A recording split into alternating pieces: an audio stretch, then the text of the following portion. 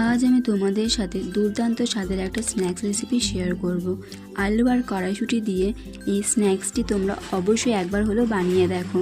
সবার প্রথমে কড়াইয়ের মধ্যে দিয়েছি তেল, দিয়ে দিলাম আদা কুচি, রসুন কুচি, কাঁচা লঙ্কা কুচি, কড়াইশুঁটি সব কিছুকে ভালোভাবে ভেজে নেব।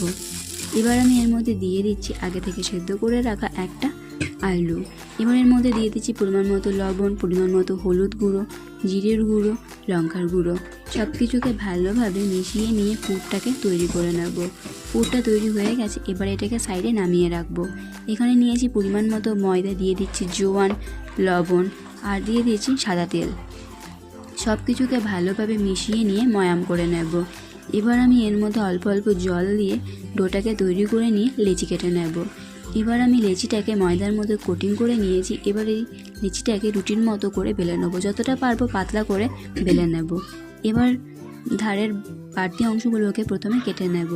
এবার আমি এর মধ্যে দিয়ে দিচ্ছি আলু আর কড়াইশুঁটির পুরটাকে দিয়ে এইভাবে প্রথমে রোল করে নেব। রোল করে নিয়েছি, এবার একটা চাকু দিয়ে এইভাবে পাতলা পাতলা করে প্রথমে কেটে নেওয়ার পর উপরের অংশে জল লাগিয়ে দিয়ে এইভাবে রোল করে নেব। তোমরা একটু ভালোভাবে দেখো, তাহলেই বুঝতে পারবে আমি কিভাবে তৈরি করে নিচ্ছি। এবার আমি এক সাইডের মুখটাকে এইভাবে বন্ধ করে দিয়ে গোল করে ডোনাটের শেপে তৈরি করে নেব। এবার আমি কড়াইয়ের মধ্যে তেল গরম মতো বসিয়ে দিয়েছি, এক এক করে স্ন্যাক্সগুলোকে দিয়ে দিলাম। উল্টে পাল্টে ভেজে নিলেই তৈরি হয়ে গেল দুর্দান্ত স্বাদের এই রেসিপিটা। অবশ্যই কমেন্ট করে জানাবে রেসিপিটি কেমন লাগলো।